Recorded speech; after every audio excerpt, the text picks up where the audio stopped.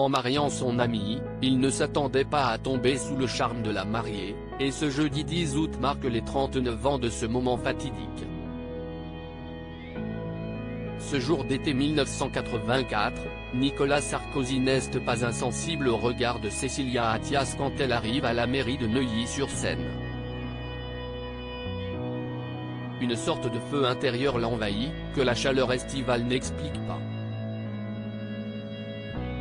Un embrasement qui s'appelle le coup de foudre, raconte Catherine Ney dans une biographie consacrée à l'ancien président de la République. Enceinte de 8 mois, le mannequin prend pour époux Jacques Martin. Une union scellée par le futur président de la République, alors maire de la ville depuis 1 an. La belle brune a 27 ans, l'animateur vedette du petit écran en a 50, mais elle se vante auprès de ses copines « Je vais épouser Jacques Martin, l'homme le plus célèbre de France », apprend-on dans les dessous croustillants de l'histoire de France, d'Alain Dagneau.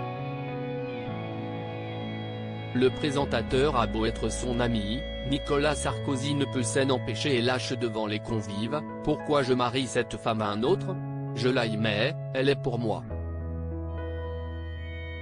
En attendant de prendre pour épouse Cécilia Attias, l'homme politique, qui est marié à Marie-Dominique Cluoli, devient le parrain de leur première fille Judith.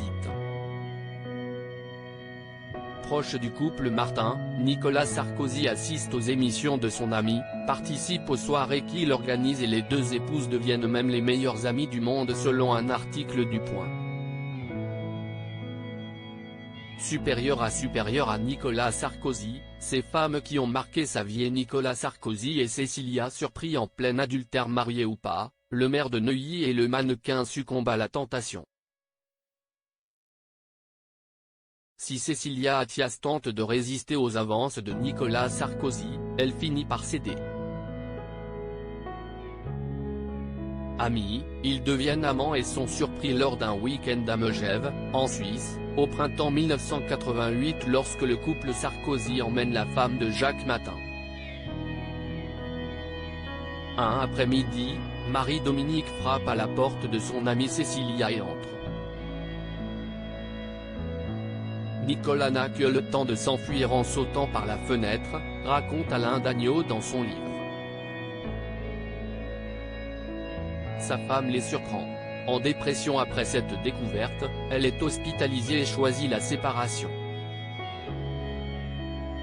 Elle saigne déclenche un cancer du sein. Il faudra plusieurs années pour que le divorce soit enfin prononcé, écrit l'historien. Jacques Martin entre dans une colère noire et veut gifler son rival. Ce n'est pas qu'il n'était pas content, c'était pire que ça, se souvient Patrick Sébastien dans son livre J'ai déplacé l'éléphant, édition Exo, Crédit Photo, agence.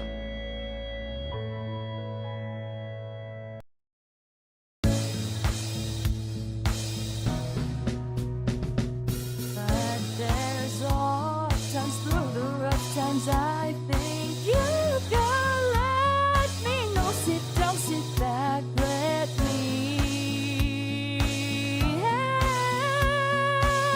you out. Just step got to seek, so I see you out there on your own, but